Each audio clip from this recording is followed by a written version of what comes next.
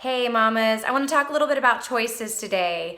I overhear some parents sometimes using choice giving, but unfortunately they're not using choice giving correctly.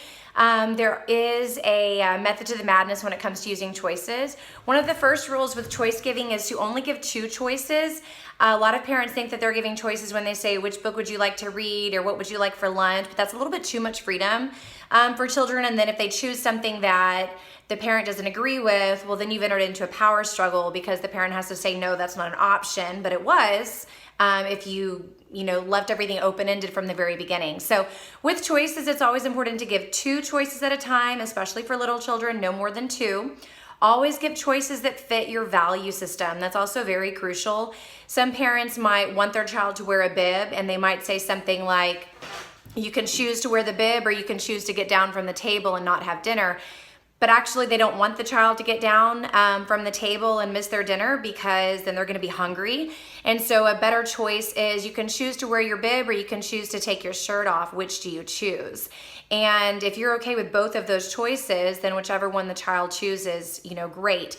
If the child continues to say, no, I don't want to wear the bib, okay, then you choose for them. Go ahead and take their shirt off, because the purpose of wearing a bib is to protect the clothes, right? It doesn't really matter if the likely baby or toddler is sitting at the table without, a shirt on.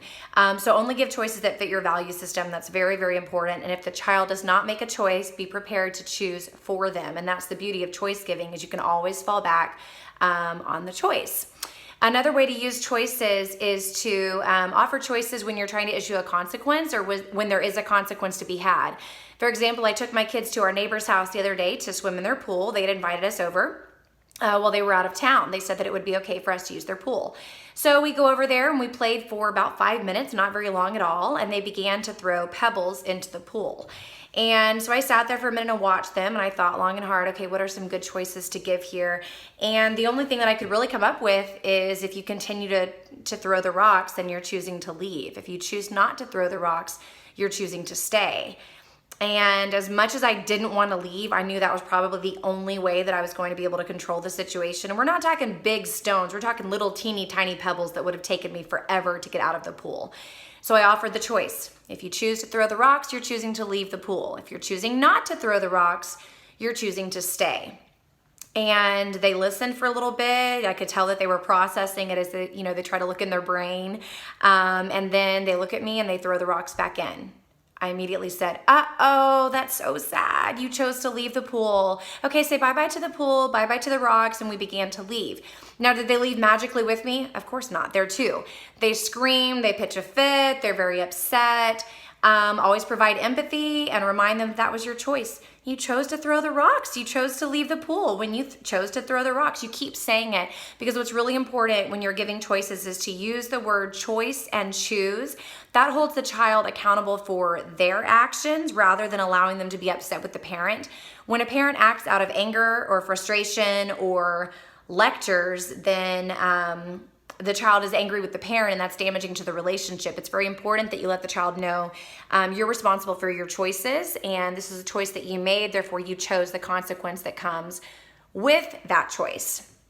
Also, it's really important that you not shame or blame or rub anything in as you're leaving, like, I can't believe you did that, and that kind of stuff, because then again you're damaging the relationship. It's really important also not to apologize to your children. I hear a lot of parents do that when they issue a consequence. They say, I'm so sorry. Well, that's confusing, right, to the child.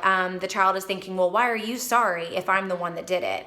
Or if the parent says, I'm sorry, then you're accepting blame for the choice and for the consequence. But it's very important with these techniques that you're allowing the child to accept responsibility for the choice, accept responsibility for the consequence, and allow them to be processing this and thinking this as they're leaving the area or as they're experiencing the consequence. Don't accept the blame by saying an apology or saying, I'm sorry. Just lots of empathy, lots of love, positivity on the face, and exit the situation and move forward. I also like to seal the deal, is what I call it when you're providing extra empathy, is don't worry, you'll have another chance. I can't wait to see what you'll do next time. Or we'll come back to the pool tomorrow. I'd love to see what you choose tomorrow. And lots of love, lots of hugs. You can follow me on thatgirlwithwholeheart.com or on Facebook or Instagram under the same name, That Girl with Whole Heart. Hope you have a blessed day.